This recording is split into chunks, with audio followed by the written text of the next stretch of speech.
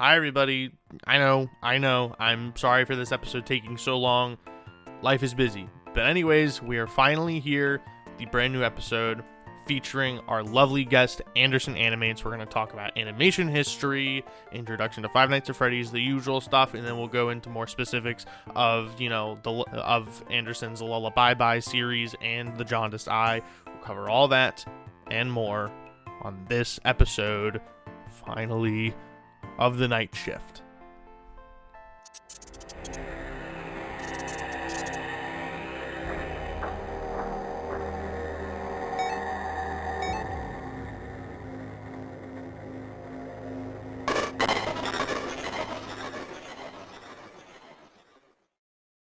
Hello everybody, welcome back to another episode of the Night Shift. Today, we've got our very special guest, AndersonAnimates. Welcome! Thank you for having me. Anderson, it's great having you here. I'm glad you could make some time and come chit-chat with me about your YouTube and stuff. For those who don't know you, why don't you go ahead and introduce yourself? Hi, I'm Anderson, or AndersonAnimates. Some may know me as Fun Andy Cute from way long ago. I've been animating Five Nights at Freddy's for almost 8 years now, and I'm very excited to do this. I've had a lot of opportunities for interviews, and I think this is going to be really fun. And thank you for having me on. No problem. I'm excited. I'm excited you were willing. So we're gonna go ahead and jump right into some questions. Let's start with your YouTube name. Obviously you weren't always called AndersonAnimates. Obviously, for a good little bit of your animation career, you've been known as Fun Andy Cute.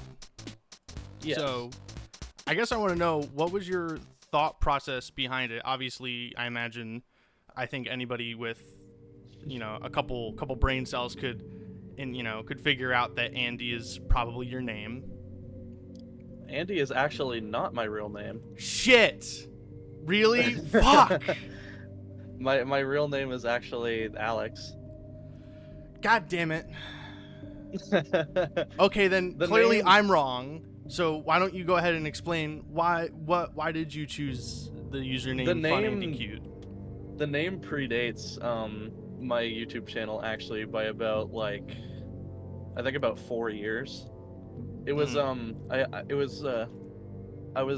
this was very early internet. This was like 2011 or 2012, and I was hanging out with my sister, and she was like, you need to pick a name for your online profiles, and I was like, I don't know why it came to mind. It was such a long time ago, but that was what came to mind, and it just became my screen name for everything, for the continuous future, up until I decided to change it around 2020-ish. Cool. So I guess, why did you decide to change it to AndersonAnimates?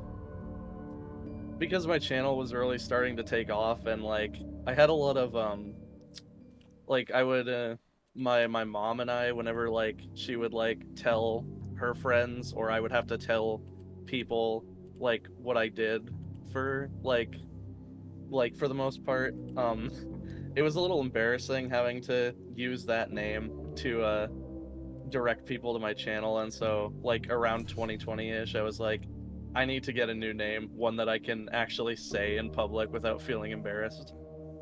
Yeah, that is very understandable. I remember for the longest time, I did not make my channel name. My mother did, because she made my Google account, and she decided to put it as my full legal name. Oh my god. For a short little while, that was my channel name. This is way before I did any FNAF anything, but way all the way back in 2011, when I first created my channel, it was just my full legal name. I've had to contact YouTube and be like, hey, can we take that off, please? But yeah. Luckily that has all been sorted out now. But yeah, no, that's really cool. So Yeah. I guess I want to ask, because your YouTube channel actually, for once, predates Five Nights at Freddy's. How do you mean? well, FNAF obviously was created in 2014. Your YouTube channel was created in 2011. You know, Oh yeah. probably, you know, I am going to assume roughly the same as me, made a Google account, and then along that lines made a YouTube account along with it, and you've just kind of had it all these years, maybe not intended to upload, but... This channel is actually not mine.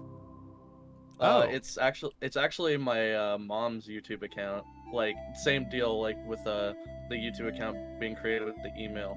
I didn't use my own email for like the longest time that I had like that I was on the internet. Like I don't think I started using my own email till I was like at least 13, and I was 11 when I started doing all the like FNAF animation stuff, and like I didn't know where else to post it, and so I just like I kind of used this channel that is under my mom's email. Yeah, that it's yeah. It's a little weird sometimes, because like sometimes when like YouTube contacts me about stuff, they'll email my mom instead of me. And like it's a little weird, but for the most part everything that's important is connected to my other email. Yeah. So I answered that question. Let's get a little broad real quick. Alrighty. I've asked everybody this question. What animation software do you use to make your animations? For all of my FNAF animations for the past like 8 years, I have been using Source Filmmaker, but I actually haven't opened Source Filmmaker in like at least half a year because I've been focusing on improving with Blender. I've uploaded 2 videos to my channel which were made with Blender, and for the most part I've just like I have returned to SFM once, but that was just mostly because like I wanted to use a software that I was familiar with for a new upload. Yeah. Because I felt like I wasn't really ready to start using Blender fully. I have gotten a lot better, and hopefully I will fully transition into it at some point, but for the most part, I just use SFM. Okay, yeah.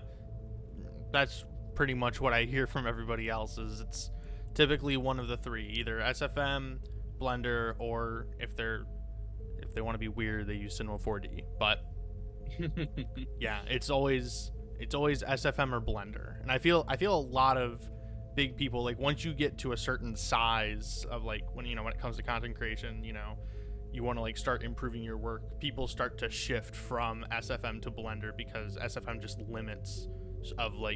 basically limits you in what you can really do, while Blender is a little bit of a shift, a little bit of a learning curve, but it allows you to do so much more than what SFM does. I actually didn't switch to Blender for a quality reason. The reason why I switched to Blender was because like I'm not just an animator, I do a lot of modeling work as well, like in Blender, and I learned how to port my own models, and the reason why I stopped like using SFM a lot was because I got super tired of the porting process, because it was so uncertain, and like 90% of the time that I ported a model, there would be an error of some kind that I just couldn't fix. And so I was like, I can't keep doing this. I have to start learning Blender so I can like use my models and not have to worry about if SFM can take it or not. Yeah, I gotta say, God bless you for learning the porting process from Blender to SFM, because like the very few times where I'm like, yeah, I'm gonna sit down, I'm gonna learn how to port this thing I made in Blender and port it to SFM, never went well, never succeeded once. So yeah, God bless everybody in the Five Nights at Freddy's community who knows how to port from Blender to SFM. The real superheroes of the community. Oh my god, before I knew how to port, it was a nightmare, because I learned how to model way before I learned how to port, and like I could tell like porting is such a niche skill, especially now. Like you don't see a lot of people that can actually do it, and the people who can do it are usually the people who you see doing it. I don't blame anyone for not wanting to learn it. It is so obnoxious. Yeah, it is an awful experience if you ever have to go through it. So I want to ask, in regards to Five Nights at Freddy's, what was your first introduction to the game like? You know, did you hear about it at, in school, or did you watch, like, Markiplier, Hello Everybody? Oh my god. What was your first experience? My first experience,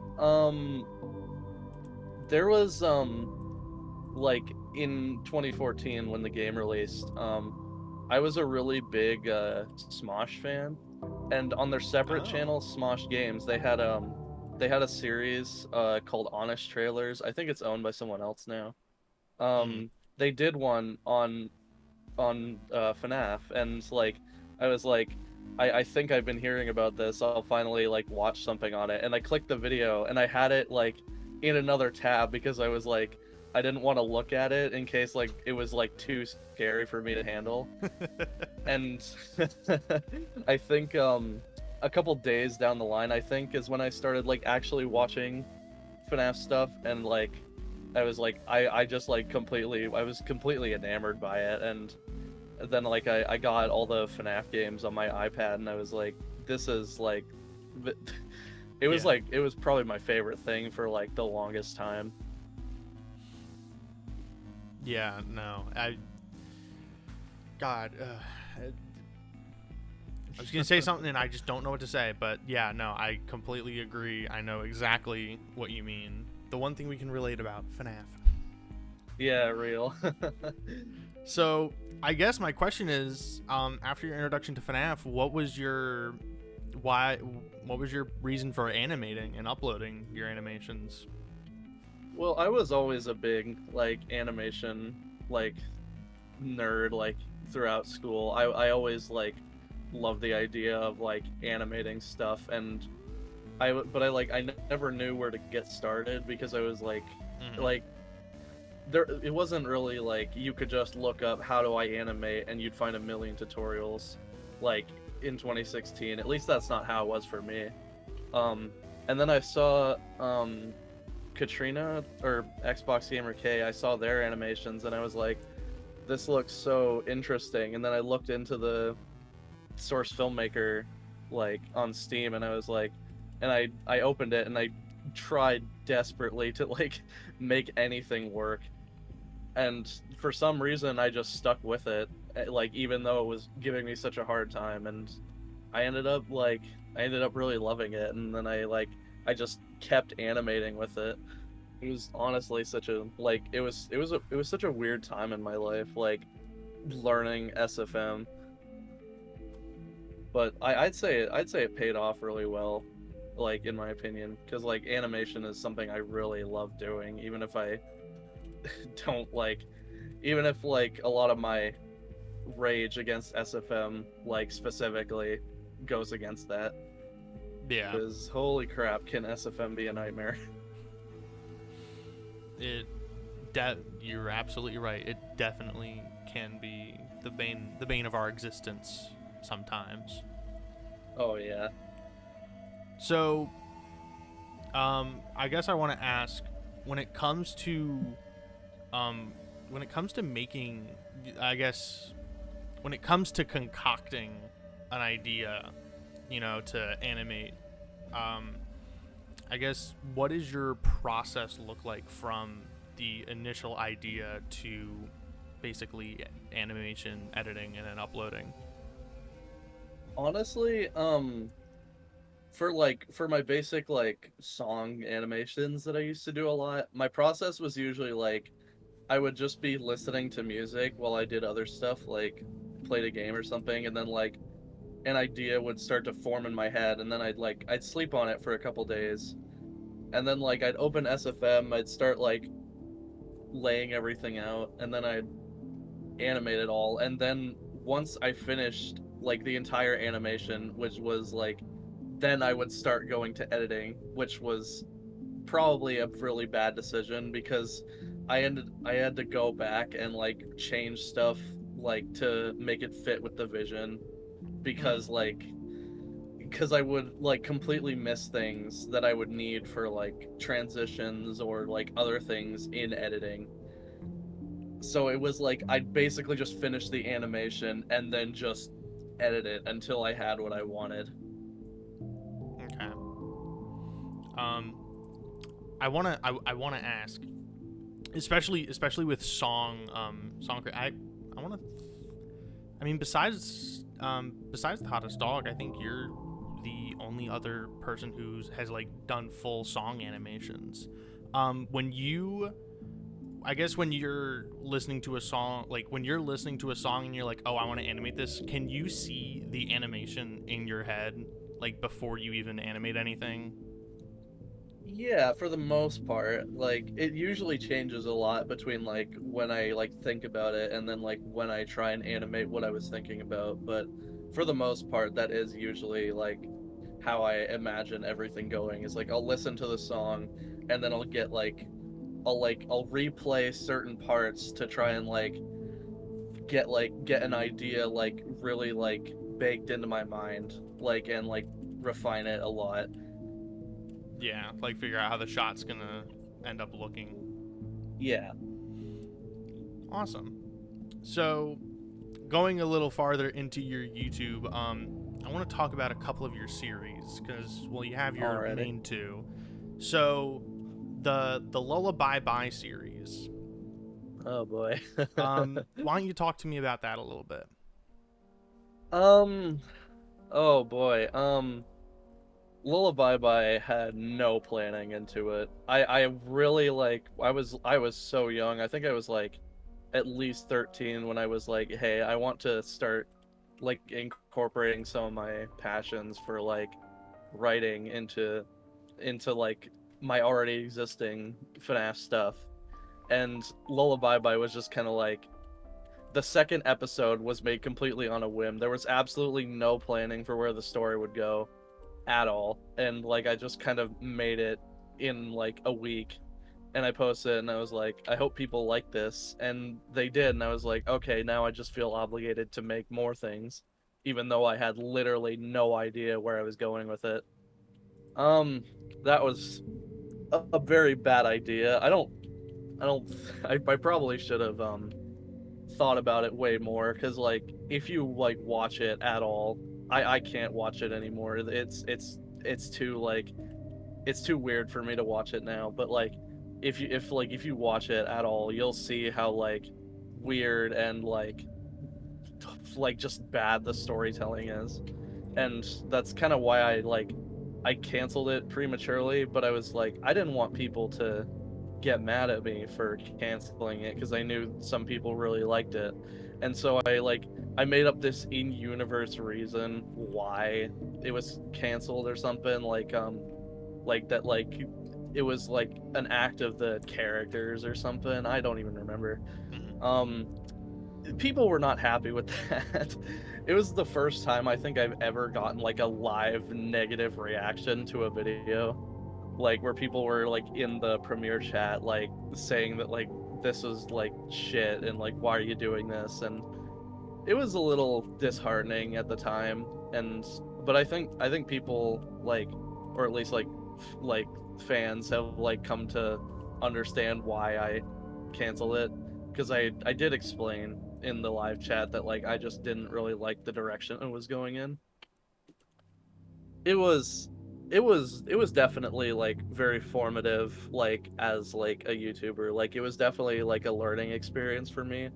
Like Mhm. that I can't just do whatever I want. Like and like that sounds like a negative thing, but I don't mean like I have to bend my will to the fans. It's more like I need to like be considerate of like of everything that I am doing with my channel because it isn't just me anymore, you know? Mhm. Yeah. So, with I guess I'm trying to figure out which way I want to go with this question. Um, with the original, the first Lullabye-bye, um, was there a plan to make it like a series, or did that like kind of come down the line? There was no plan to make it a series. The only reason why it became a series was because when I was working on it, one of my friends said, like, why don't you incorporate some kind of like story into it, or like non-FNAF AU? And I was like, that sounds kind of fun. I'll do that for this one video. I tried to. It didn't really go over well, mostly because I was really young and inexperienced, and I didn't really know how to formulate a story. And when I revisited the idea later of having like a series of videos that all connect, I was like, this one already has a story, why don't I just build off of that? And then like I started working on Lullabye-bye 2, and I've already stated all my thoughts about Lullabye-bye previously, but like, yeah, there was no like original like series planned for the original Lullabye-bye. It was mostly just gonna be another song animation that sort of followed a narrative. Okay. And then before we move on, I have to ask, with Lullabye-bye 1, the ending, like at the end you have text about like the hottest dog. If you can see this, just so you know, I have one stupid boy. I want to ask, what is that about? Oh my god, it was so long ago. When I was making that video, I think he was also working on a Lullabye-bye video.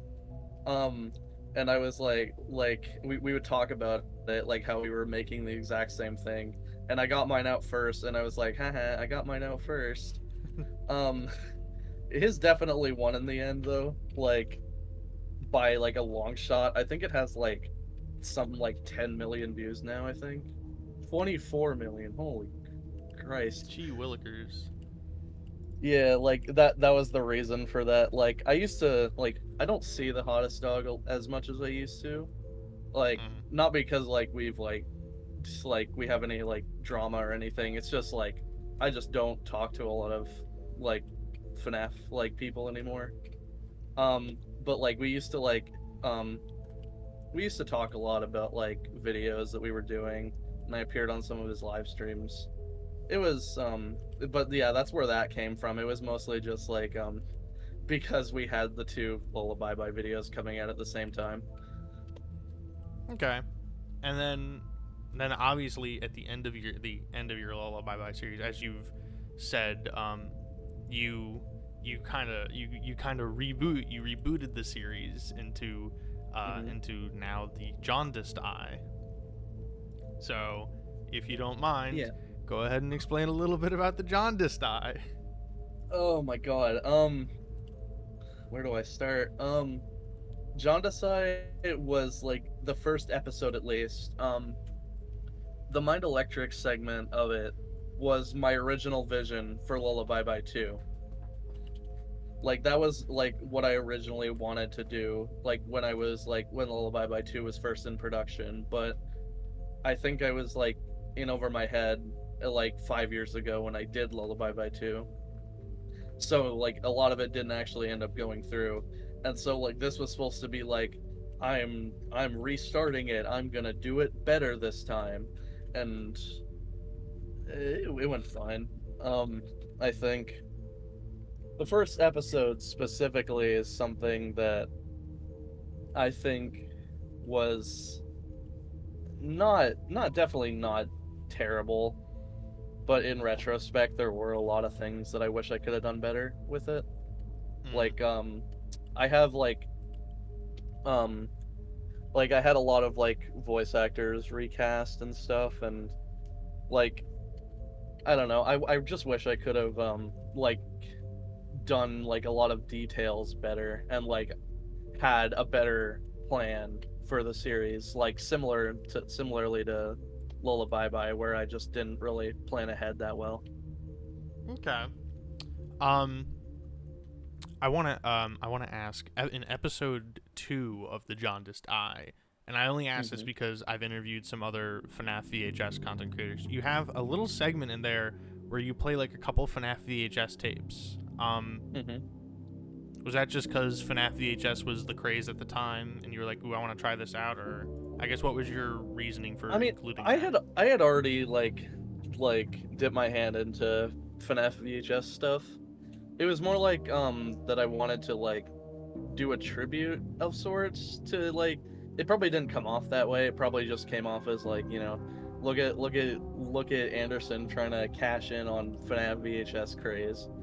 But I really liked the format of it, and I thought like that I could do something with it in the second episode. Um, I definitely would have. That is probably one of my biggest gripes with episode 2. Now that you mention it, though, like all the VHS stuff, I do wish I could have trimmed that down a little bit. Okay, yeah, that's what I wanted to ask about. And then obviously you mentioned earlier that you model yourself. So all like the custom models and stuff in your 2 series you created yourself. Yes, like a lot, like everything that isn't like already on the workshop was created by me. Yeah, like original like FNAF stuff.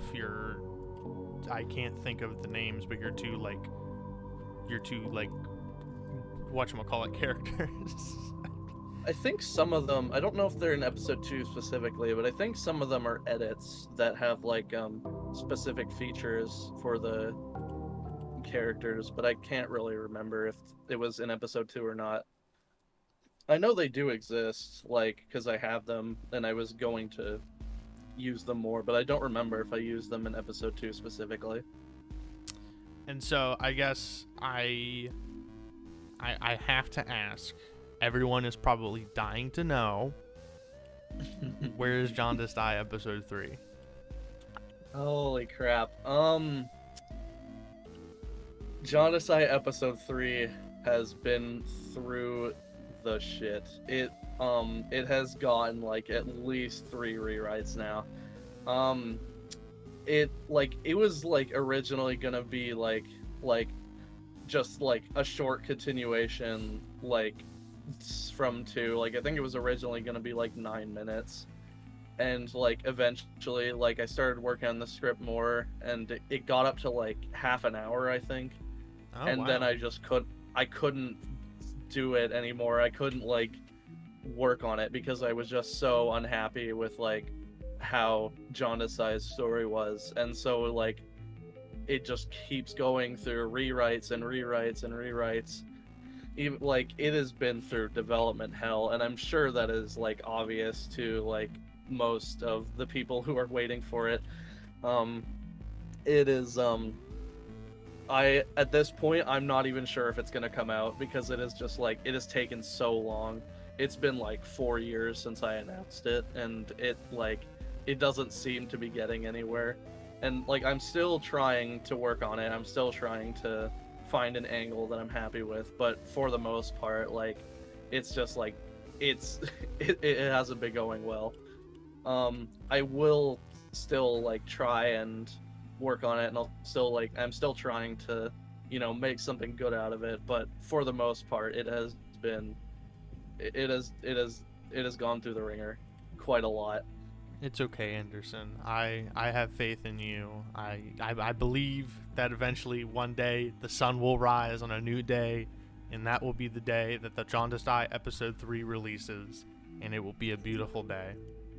Hopefully. I like at this point, like it is like it's gone through so many rewrites that like I think I'm gonna be happy with it when it comes out. Like even if I like, because like I could have just stuck with the original story, but like I'm glad that I didn't, because I really wasn't happy with it. It's definitely not like what I want to make. I mean, worst comes to worst, you could always, you know, reboot the universe again. Dude, true. Jaundiced Eye 2 episode 1, dude, that's gonna be so epic. You know what? I guess I'll state it here right now. For any people who still want like or even remember Jaundiced Eye, because it's been so long. I don't even blame you if you don't even remember what it was. But the rebooting the universe plotline does play into how episode 3 is gonna go quite a bit. You heard it here first, folks. Exclusive news. Universe reboot will make sense in episode 3. I won't say it'll make sense, but it'll be there. It'll definitely play a big role and will not just be glossed over like it originally was. Well, awesome. I promise you, I am going to be very excited the day I hear Jaundiced Eye 3 has a release date. I will be You're in gonna be that waiting premiere. a while. It's gonna take a bit, but I'm glad you will be Don't there. worry. Don't worry. We've got time. There's nothing else going on. Honestly, true. So we've talked about Lullabye-bye. We've talked about Jaundiced Eye. You also do a fair amount of your own song animations, and we'll get into that. You also do a Yeah. lot of collaborations, a lot of music video collabs with other YouTubers. Oh yeah. I guess I really just wanted to know, out of all the collabs you've done with people, which collab is your favorite, and which one did you not so much enjoy? Like favorite as in like favorite to work with or favorite outcome of my part specifically? I would say favorite to work with. Which one were you just like, yeah, this was great. I liked all the people I was working with, and Hmm. I guess working in Hugo's collabs was always fun because like I got to meet a bunch of like other animators that I had previously looked up to at the time, and that was always a really fun experience, like getting to know a lot of my community a little bit more, and also just because I've probably worked with him the most out of any other like person I've done collabs for, so it's only natural. Plus yeah. Hugo is just like a really like awesome collab host and just a generally nice person. And then do you have a collab in mind that you were like, I don't know about this? Like maybe not your least favorite collab you worked on? Least favorite collab. Oh, that's actually hard. Cause like I don't know. Like a lot of the collab parts I did were for old friends, which I can't necessarily say that I disliked them at the time. It's more just like it's just like a personal effect kind of thing. And I guess like if I had to pick anything, that would be it. But least favorite, I don't know. Maybe like doing the ones for my own collab.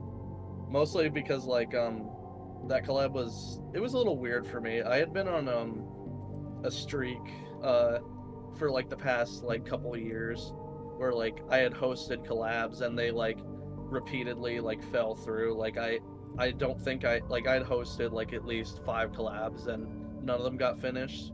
The JT mashup one was the only one that ever got finished, and I really had to bend a lot to get it finished because I was so concerned with getting it finished that I didn't like that I kind of let people bend the rules, and I sort of like just like I was very lenient just so that people wouldn't like want to drop out, and like I really it wasn't like a bad project per se. Everyone did great on it. It was just that I felt like I could have been a better collab host instead of just like trying to get it done, you know? Yeah, I get you.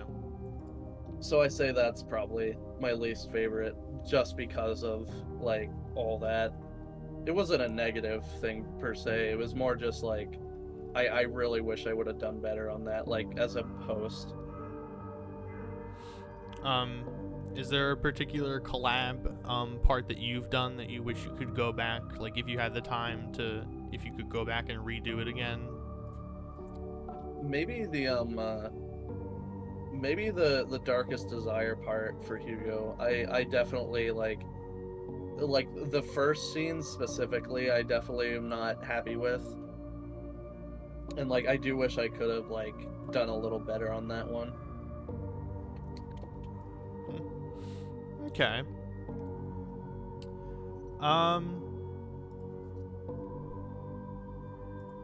All right. And so, also, besides just collabs, obviously, you also do you do the occasional song, like full song animation. And I guess that Yep. also, I guess, can be considered like Lullabye-bye and Jaundiced Eye, or Lullabye-bye mostly, where you animate For me songs. personally, those are in a completely separate kind of video for me. Like I don't consider those part of my like full animations, if you get what I mean. Yeah, yeah. Um, I guess I want to ask if if like you had the time and you were able just to sit down and, at the end it was done and was completed to your satisfaction, is there any particular song that you would like really just love to animate? Song that I would really love to animate in general. Oh my god. That is um they're probably God, I don't even know. That there are so many like songs that I've really wanted to do that like I just like didn't do at the end of the day. Um as it stands right now, like in this very moment, probably Reflection by JT. I am obsessed with that song right now. Cool. All right. Well, we are towards the end of the interview here. I've just got about like 5 more questions. These are just fun ones, just to pick your brain and stuff. Alrighty. And then we're gonna wrap up the interviews here. So, Awesome. out of all of your videos, all the videos that you have ever uploaded, which video is which video is your favorite, and which video is your least favorite? I can answer least favorite very easily. That is Dance to Forget. That video it took me like an actual like I think it took me like 3 days to finish, and it is, in my opinion, very low quality, and yet it is my most popular video. I think if it just performed decently, I would have been fine like with it. Like I've had a couple oopsies before. But like the fact that it is my most popular video and definitely does not deserve it probably makes it very low on my most liked list. Like probably least favorite of all time actually. For most favorite, that one's a little harder to do because let me see.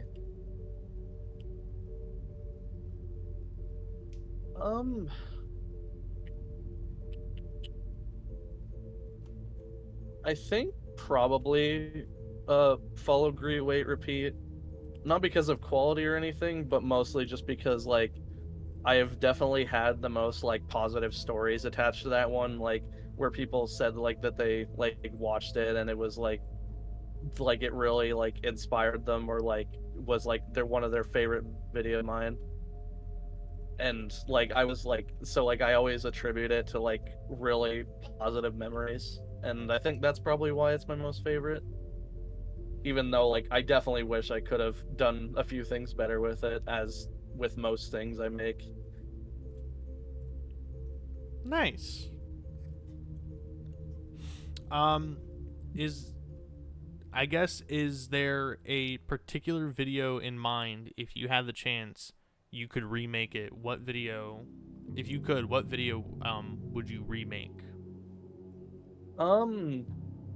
Probably one of my old like really old animations, like the Light 'Em Up Night Step, They'll Find You. Like probably one of those. Or like Dance to Forget for reasons stated before. Yeah, understandable. I was gonna say it is surprising and not surprising that your least favorite is your most viewed. I feel I've heard that answer a lot, that like, it doesn't deserve it, I didn't put as much effort, because it's just the random spike in the algorithm where just that one video just skyrockets, and you're like, this isn't even like content that I like wanted to be proud of and show off and be like, it was, And it's No, yeah. always the crap that like I made this in like 5 minutes. I didn't put that much effort into it, and all of a sudden it just blows up. Like what the fuck? Oh, it makes sense like to me because like having a video be more popular, like it definitely skews it and like it makes it think like, oh, this really doesn't deserve that much attention. Like the other day on my Twitter, I tweeted this like stupid image. It was a screenshot from Wreck-It Ralph, and it was the Happy Anniversary Ralph scene with Freddy just like kind of glued on there. Like I didn't even bother removing Ralph in the background. I just kind of put a render of Freddy over it. And it's dethroned my most popular tweet as 55,000 likes, and I'm like, and I made it in 20 minutes. And it's like, and like that definitely makes me like so I definitely get like where people are coming from with stuff like that, where it's like this doesn't deserve to be popular. And I definitely feel that with Dance to Forget, because like it sounds like I'm just being ungrateful, but like the opening text is Ariel. Like like you can't get more obvious than that. That's funny. I didn't even realize.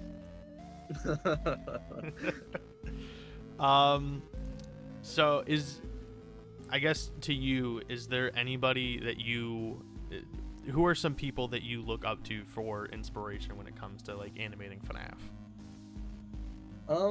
That has a weird answer because like I don't like I've kind of lost my like stardom with like or like my like that starstruck feeling you get with like a lot of animators, because like I've been around the community so much and I've like met so many people and like I've grown to know them personally that I don't really look up to people anymore as much as I just view everyone as equals.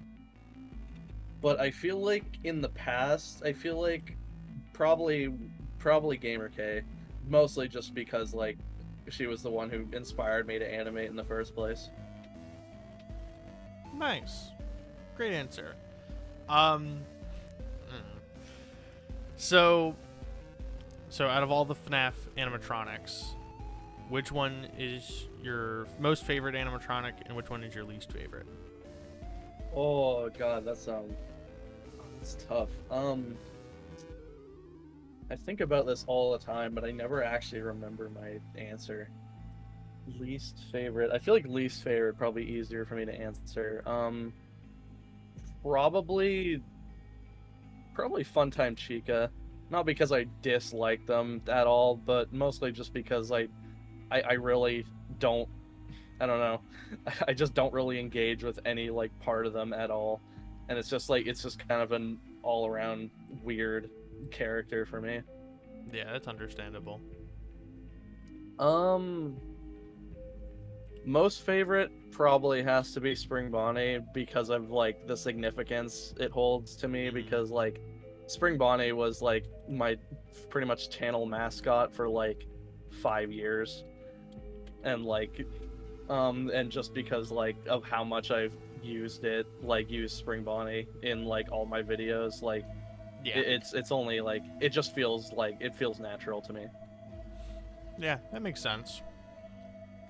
All right, Andy, are you ready Hello. for the last question of the interview? I don't know, I'm kind of scared. Are you ready? I don't know if I'm ready. So, Anderson Animations, if you could be in Five Nights at Freddy's, any Five Nights at Freddy's game, what game would you be in, and what would your mechanic be? Oh my god. Yeah, I was definitely not prepared for that. Oh my goodness. I think purely for the funny, I would want to be like like like a fucking like you know how like the trash and the gang function in Ultimate Custom Night, Oh, where yeah. it just flashes an image on the screen. I think that would be hilarious. Like just like it's just a picture of me like on the screen, and it says like watch my videos or something, and it's like then it just flashes up a link of my channel or some shit. Alrighty, well, you made it. You survived to the end of the interview. Congratulations. Wow, I did it. We're gonna roll out the red carpet for you. This camera, this camera, this camera. Go ahead and let the people know what you got going on. Wow, thank you everyone. Thank you for having me on here. This was very fun. What do I got going on? Aside from Jaundiced Eye 3, not much really. Like I said, I've been on kind of a hiatus recently, and I haven't really I've been busy with a lot of other things that have been going on in my life, and I haven't really found a lot of time to do more videos. But I definitely am gonna do more stuff. I haven't completely abandoned my channel yet, and I hope that you guys will all be there whenever I upload something new, even if it's not Jaundiced Eye 3. Go ahead and also promote all your links, your Twitter, and whatever else you want to. Oh yeah, YouTube.com at AndersonAnimates. My Twitter is just AndersonAnimate, no S. I only animate once there apparently. What else? I don't have the merch store anymore. That went. I guess my Discord server on my bio link, but my Discord server has been kind of dead, and I also haven't been active in it a lot. So yeah, just go on my YouTube at AndersonAnimates, and my Twitter. I don't post a lot on my Twitter either, but I am there. Alrighty, well, that's the wrap for the interview. Thank you all so much for coming out to this episode of the Night Shift. Tune in next week, or I guess tune in 2 weeks Tune in 2 weeks from now to see who we're interviewing next. And I will see you guys in the next interview. Bye-bye. Congratulations, Andy. That's a wrap. Woo, yeah. This was awesome. We did it. How was it? Was it as scary as you thought? I wasn't really nervous at all. Like I usually like doing things like this where I just answer questions. Like I used to live stream a lot, and like that was always really fun. Not really. Like yeah. But yeah, this was awesome. This was really fun to do. It was nice to be able to like talk about stuff that I'm doing, because like usually like I'll just make a tweet or a community post, and I don't really feel like that has like the same, like, you know, it doesn't feel the same as like, you know, saying it. And I really haven't tried doing any like videos with me talking in them or anything. Yeah.